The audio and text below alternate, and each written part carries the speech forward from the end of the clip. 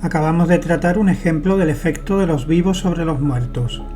También podemos formarnos una idea del modo en que los muertos, a su vez, afectan a los vivos. Varias veces me he aventurado a mencionar, disculpen la referencia personal, que en el pasado tuve que instruir a niños. Tuve que instruir a varios niños de una familia en la que solo vivía la madre. El padre había fallecido y sentí que mi tarea, como la de cualquier educador, era descubrir las potencialidades y los talentos de esos niños para, como educador, guiarlos e instruirlos. Con respecto a estos niños de los que estoy hablando, había algo que seguía siendo incomprensible. Se intentara lo que se intentara, mostraban un determinado comportamiento que no era consecuencia de sus cualidades inherentes ni de su entorno. No era posible manejarlos completamente. En tales casos hay que pedir ayuda más allá, y la investigación espiritual dio como resultado lo siguiente. El padre había muerto y como consecuencia de ciertas circunstancias que habían ocurrido entre los parientes, él no estaba de acuerdo con la forma en que los niños eran tratados por esos parientes ni con las cosas que sucedían dentro del círculo íntimo de la familia. Debido a estas circunstancias especiales, su influencia tenía un efecto sobre los niños, y no fue hasta el momento en que pude tomar en consideración que había algo especial que no derivaba ni de las potencialidades del entorno, sino que salía del mundo suprasensible del padre fallecido que dirigía sus fuerzas hacia las almas de sus hijos. No fue hasta entonces cuando pude guiarme por ello y tener en cuenta lo que el padre quería realmente.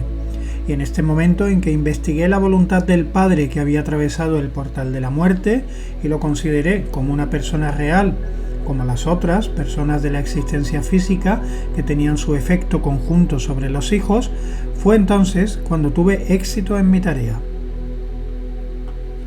Este es un caso en el que se demostró claramente que el conocimiento espiritual puede decirnos, indicarnos el efecto de las fuerzas del mundo suprasensible, espiritual, sobre este mundo físico. Pero para percibir tal cosa uno necesita el momento adecuado. Hay que intentar, por ejemplo, desarrollar un tipo de fuerza que permita percibir, por así decirlo, la irrupción de fuerza suprasensible, en este caso la del Padre, en las almas de los niños. Esto es a menudo difícil.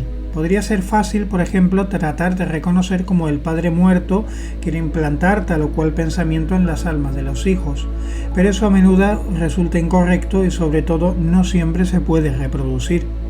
Entonces puede resultar un buen recurso procurar una imagen que aporte la esencia del padre, el aspecto que tenía, o si se guarda en la memoria una imagen de su escritura y se mantiene ante el ojo de la mente. Nos preparamos así para el tipo de instrucción que se pretende aquí. Al concentrarnos en la escritura o en la imagen, entonces llevamos a nuestro propio trabajo los puntos de vista, las intenciones y los objetivos del difunto. Llegará el momento en que tengamos en cuenta lo que el muerto quiere para los que quedan. Si aquí solo podemos tener en cuenta la voluntad de los que están en el plano físico, debemos aprender a investigar lo que los muertos quieren para el plano físico. Así habrá una relación mutua, podría decirse que libre, entre los vivos y los muertos. Imagínense la gran conmoción. También se podría decir que los factores externos de la vida física, cuando los muertos desempeñen un papel a través de que los vivos tengan un efecto en el plano físico de su parte. La ciencia espiritual, si es correctamente comprendida, y siempre debe ser correctamente comprendida, no será una simple teoría. La ciencia espiritual se convertirá cada vez más en un elixir de la vida que impregnará toda la existencia, transformándola cuanto más se extienda. Y seguramente lo logrará porque su efecto no será el de un ideal abstracto que se predica o que es vendido por las sociedades. Se apoderará lenta pero seguramente de las almas de la tierra y las transformará. Se producirá un enriquecimiento de nuestras concepciones en muchos otros aspectos cuando nuestra relación con los difuntos cambie al comprender lo que hacen los muertos.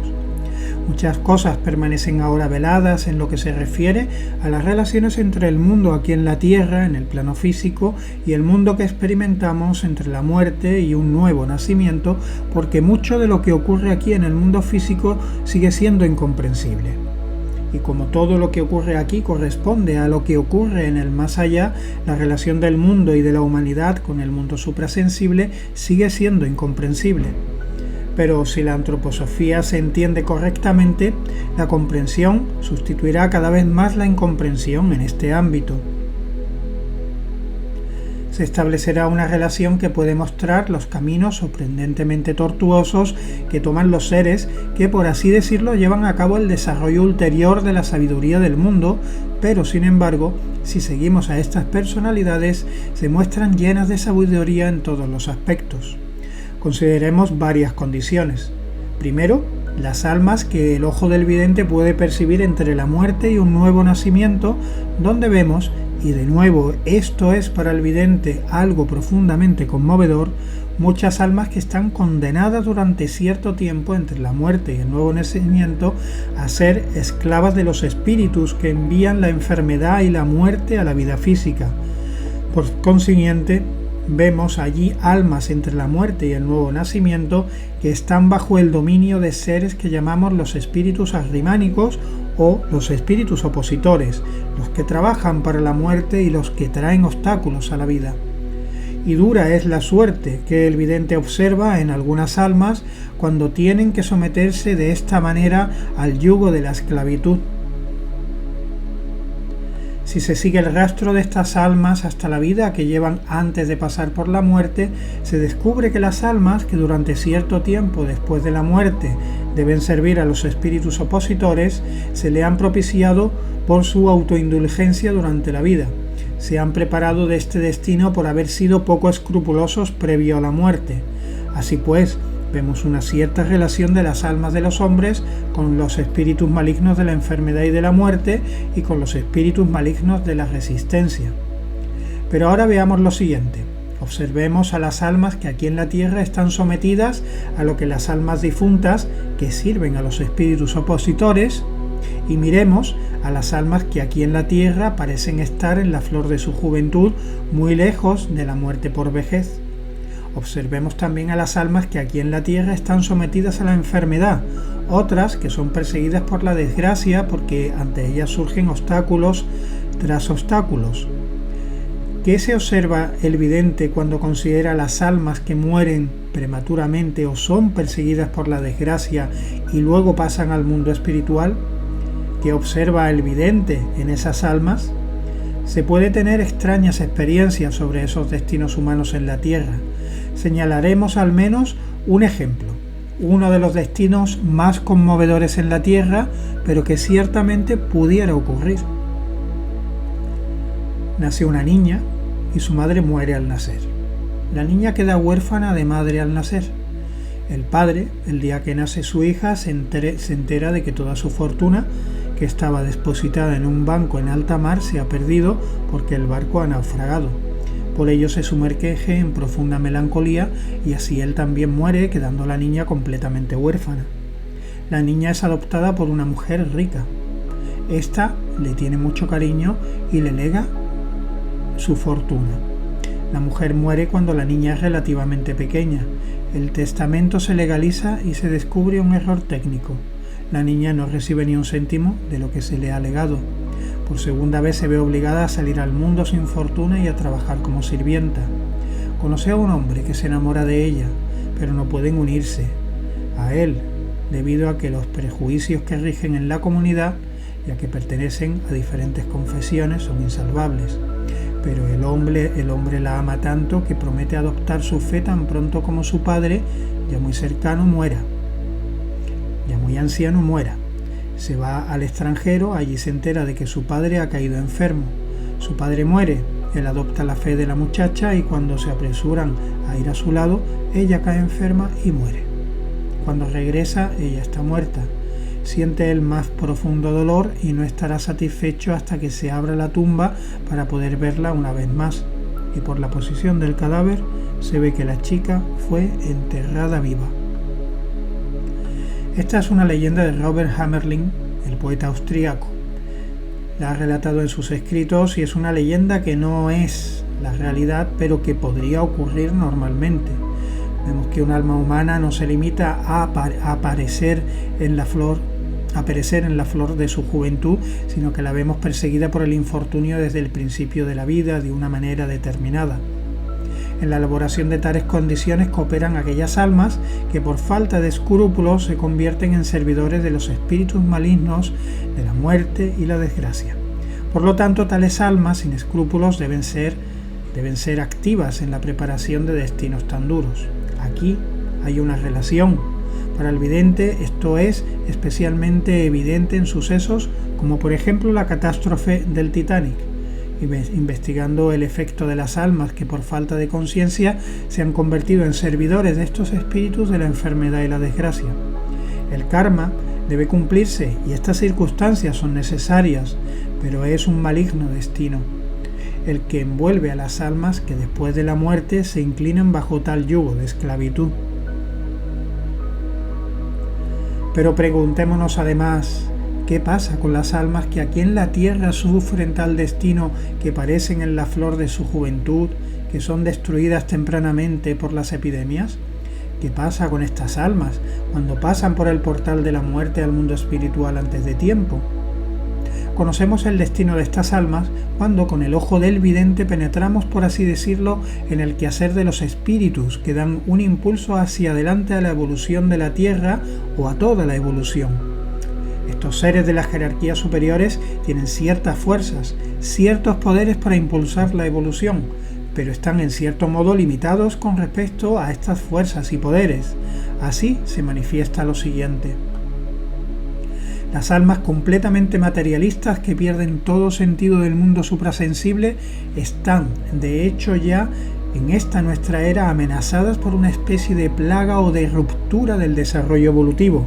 Y en cierto modo ya en nuestra época existe el peligro de que una gran parte de la humanidad no pueda seguir el ritmo de la evolución porque, por así decirlo, están atados a la tierra por la pesadez de sus propias almas materialistas, de modo que no son elevadas a la siguiente encarnación. Este peligro puede ser desviado según decisión de las jerarquías superiores. A la hora de la decisión, para las almas que, habiéndose aislado por completo, no serán llevadas junto con la evolución y que no llegarán hasta el sexto periodo evolutivo y menos hasta la siguiente etapa evolutiva de Venus, en realidad el que esto deba ocurrir o no será según la decisión de las jerarquías superiores. Pero los seres de las jerarquías superiores están en cierto modo limitados en sus fuerzas y capacidades redentoras. Nada es limitado incluso entre los seres de las jerarquías superiores. Y si solo se trata de las fuerzas de estas jerarquías superiores, entonces las almas completamente materialistas por sí mismos tendrían que estar ya aisladas en cierto modo del progreso evolutivo. Los seres de las jerarquías superiores realmente no pueden por sí solos salvar a estas almas, por lo que se utiliza otro recurso, a saber, las almas que mueren aquí de una manera temprana tienen como almas una posibilidad ante sí. Supongamos que mueren a causa de alguna catástrofe, por ejemplo son atropelladas por un tren expreso. Entonces, en efecto, a tal alma se le quita la envoltura corporal. Ahora está libre de su cuerpo, despojada de su cuerpo, pero todavía contiene las fuerzas que podrían estar activas en el cuerpo aquí en la tierra. Al pasar al mundo espiritual, tales almas llevan consigo fuerzas muy especiales que de hecho podrían haber sido todavía efectivas aquí en la Tierra, pero que han sido desviadas prematuramente. Las fuerzas especialmente aplicables en la ayuda son elevadas por aquellos que mueren prematuramente, y los seres de las jerarquías superiores utilizan estas fuerzas para salvar a las almas que no se habrían podido salvar por sus propias fuerzas. De este modo, las almas con inclinación materialista son conducidas a tiempos mejores y salvadas, ya que su fuerza solo es suficiente para el curso regular de la evolución de la humanidad. La salvación se logra por el hecho de que estos seres de las jerarquías superiores experimentan un aumento de la fuerza por tales fuerzas no utilizadas que provienen de la Tierra y que tienen energía aún no utilizada. Estas fuerzas se acumulan en los seres de las jerarquías superiores.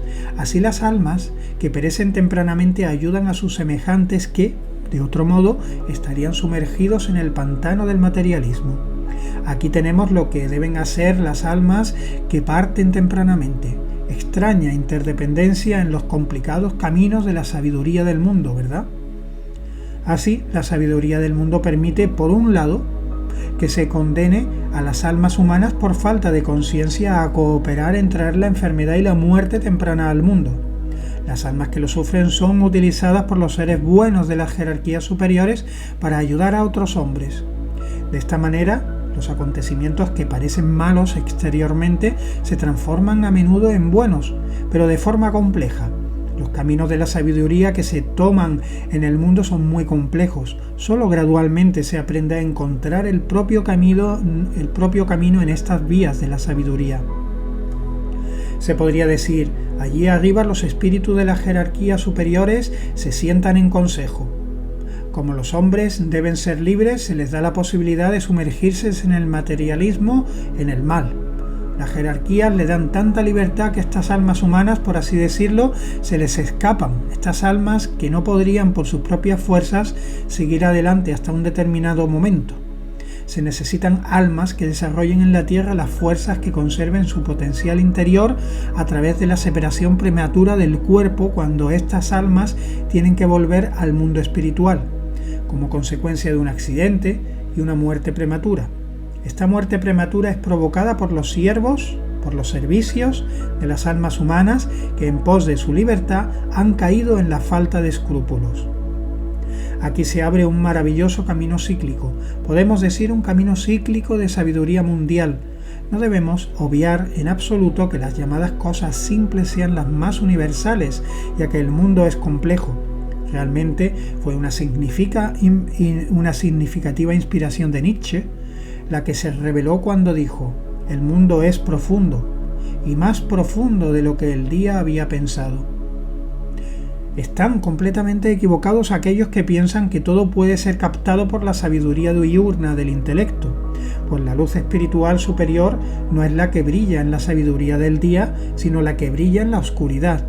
Debemos buscar esta luz para encontrar nuestro camino en la oscuridad en la que, sin embargo, actúa la sabiduría del mundo. Si aceptamos tales conceptos, ideas y pensamientos, mis queridos amigos, entonces puede ocurrir que contemplemos el mundo con ojos diferentes, y será cada vez más necesario que aprendamos a contemplar el mundo con nuevos ojos, porque la humanidad ha ido perdiendo mucho desde la antigüedad. Lo que hemos perdido puede entenderse si consideramos lo siguiente. En el tercer período posatlante aún existían estadios intermedios entre sueño y vigilia, en los que las almas miraban hacia el mundo de las estrellas y veían no solo las estrellas físicas como sucede hoy, sino los seres espirituales de las jerarquías superiores, las fuerzas directoras y rectoras del destino estelar y del movimiento estelar eran observadas por ellas. Y lo que existía como antiguos mapas estelares desde tiempos inmemoriales, cuando se hacían todo tipo de dibujos de almas grupales que parecían animales sin serlo, todo esto no nace de la fantasía, sino que es percibido espiritualmente. Las almas lo perciben en el reino del espíritu, eran capaces de llevar este elemento espiritual a través de los portales de la muerte. Ahora el alma ha perdido esta visión del mundo suprasensible. Hoy en día, cuando las almas nacen, se enfrentan al mundo físico con los órganos de los sentidos corporales y no ven más que el mundo físico externo. Ya no pueden ver lo que les rodea en el mundo físico externo como el mundo del espíritu y del alma, el mundo de las jerarquías superiores, etc. Pero ¿cuál es la naturaleza de las almas que aparecen en los cuerpos de hoy? Todas las almas de las personas que están aquí sentadas se encarnaron en tiempos pasados y la gran mayoría se encarnó en cuerpos egipcio-caldeos y a través de esos cuerpos se asomaron al mundo en el que también tenían percepción espiritual. Esta experiencia espiritual que acogieron en sí mismos subsiste hoy en ellos. No en todas las almas, pero las almas que hoy ya no ven más que los hechos físicos antes vivían en la contemplación del mundo espiritual, vivían una vida completamente perceptiva del mundo espiritual. ¿Cómo viven ahora estas almas? Viven exactamente como si hubieran olvidado totalmente este mundo espiritual. Han olvidado las percepciones espirituales que una vez absorbieron. Pero lo que hemos olvidado no es más que un olvido para nuestra conciencia intelectual. todavía vive en lo más profundo de nuestra alma. Por lo tanto, existe una situación peculiar. Las almas que viven hoy en día no tienen a su alrededor conscientemente más que una imagen sensorial física del mundo, pero en su ser interior, las personas que una vez recibieron como verdadera visión espiritual siguen viviendo inconscientemente en las profundidades de sus almas. De estas percepciones las almas no saben nada, solo muestran conceptos peculiares que escarban en las profundidades del alma, pero que no se elevan a la conciencia. Estos conceptos tienen un efecto paralizante, y así surge realmente en los seres humanos de hoy algo que existe en ellos como un elemento amortiguador. Si como vidente uno contempla al ser humano de hoy tal como está construido anatómicamente, encuentra en este ser humano, especialmente en el sistema nervioso, ciertas corrientes, ciertas fuerzas que son fuerzas de muerte y que provienen de conceptos que estuvieron vivos en encarnaciones anteriores. Estos conceptos espirituales que ahora ha olvidado tienen una cualidad consumidora. Esto se manifiesta cada vez más cuanto más avance el hombre hacia el futuro, si no hubiera algo presente que lo contrarreste. ¿Qué podría ser esto? Nada más que traer a la conciencia lo que fue olvidado. Hay que recordar a las almas lo que han olvidado. Esto es lo que la ciencia espiritual fundamentalmente no hace más que recordar a las almas los conceptos que han absorbido. La ciencia espiritual eleva estos conceptos a la conciencia. De este modo da de nuevo a los hombres la posibilidad de vivificar lo que de otro modo sería como un impulso muerto en la vida. Observa ahora estas dos cosas que habéis recibido en el curso de las consideraciones de hoy. 1. Por un lado, el vidente percibe a las almas humanas que han atravesado el portal de la muerte, que añoran a las almas que han quedado atrás, a las que no pueden percibir porque en estas almas solo existen imágenes materialistas del mundo, aunque quizás pertenezcan a hombres bastante buenos. Para el vidente, aunque haya alcanzado la calma del alma, es profundamente conmovedor percibir estas almas hambrientas. 2. Por otra parte, el vidente mira hacia un futuro de la humanidad que contendrá cada vez más materia muerta si no revive los conceptos que una vez recibió y que la matarán si no son elevados a la conciencia. El vidente tendría que contemplar un futuro en el que las personas, por todo tipo de rasgos hereditarios, mostrarían signos de vejez mucho antes de lo que ocurre hoy, así como se pueden ver, por ejemplo, vejez infantil, incluso de senilidad. Entonces las personas mostrarían al poco tiempo de nacer arrugas y otros indicios de vejez si por falta de conocimiento espiritual no aparecieran las fuerzas que son recuerdos de los conceptos una vez recibidos de forma natural. Para proporcionar a la raza humana moribunda un elixir vivificante y para dar a los muertos la posibilidad de entrar en contacto con los parientes que han dejado la tierra, para lograr esto, el vidente, consciente de este hecho, busca un lenguaje que no solo sea comprendido aquí en la tierra por las almas encarnadas en un cuerpo físico, sino que sea hablado en común por las almas que viven aquí entre el nacimiento y la muerte, y las almas que viven más allá entre la muerte y un nuevo nacimiento, un lenguaje común a los vivos y a los muertos.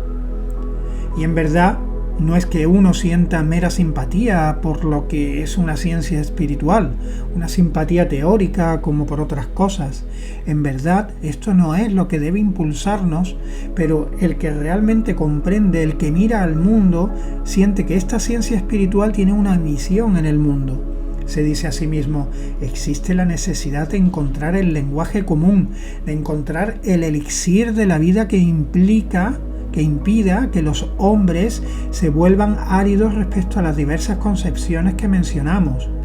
Esa es la misión de la ciencia espiritual para los propios mundos espirituales. Uno siente esta misión como un deber elevado y sagrado, como algo muy serio y significativo. Y no debemos limitarnos a encontrar placer en las ideas de la ciencia espiritual.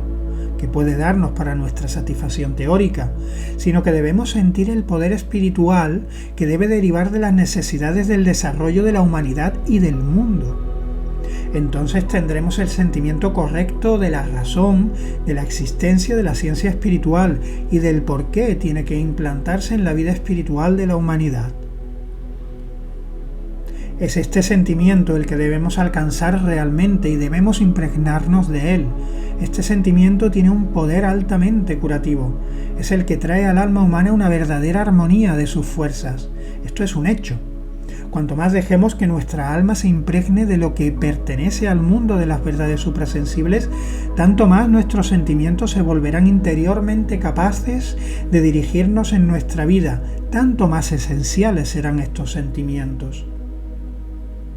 El hombre que simplemente se complace con la ciencia espiritual, que la abraza por curiosidad o por alguna razón similar, ese hombre quizás hará un muy mal uso de ella en su vida.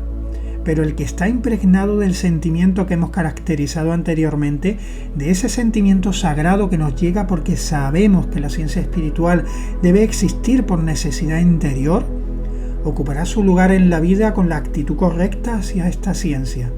Podrá encontrar su camino a través de la ciencia espiritual, al menos interiormente, incluso en las situaciones más difíciles.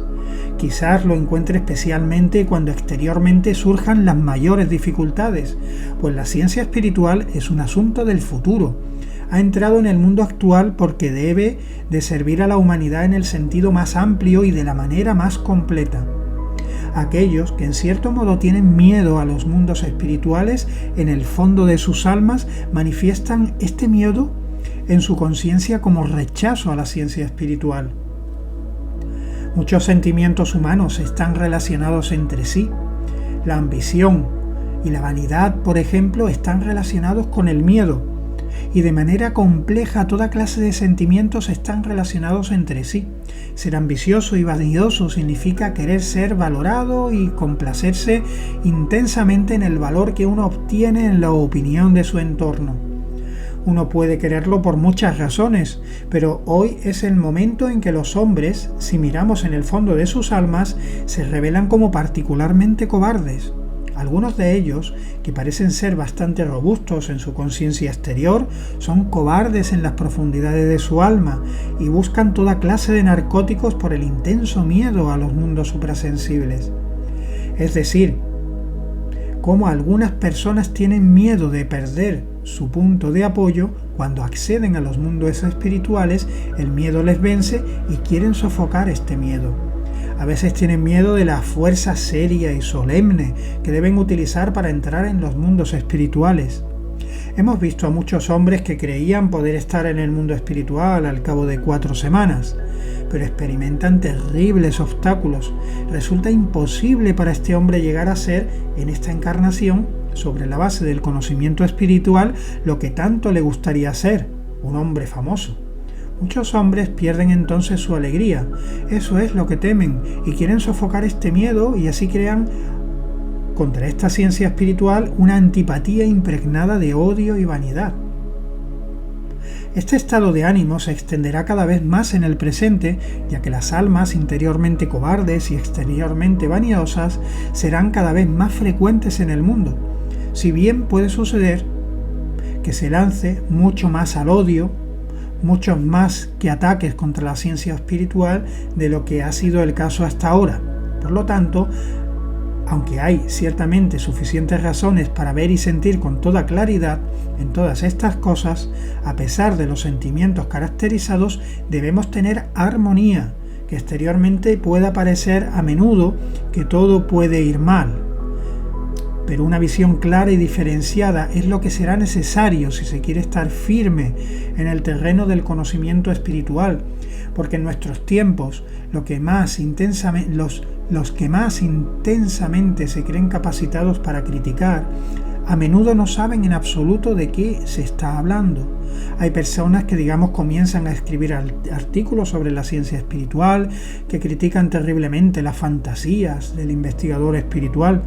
Luego, en la segunda mitad del artículo, aparecen todo tipo de informaciones sobre el autor que son totalmente falsas, que no son verdaderas.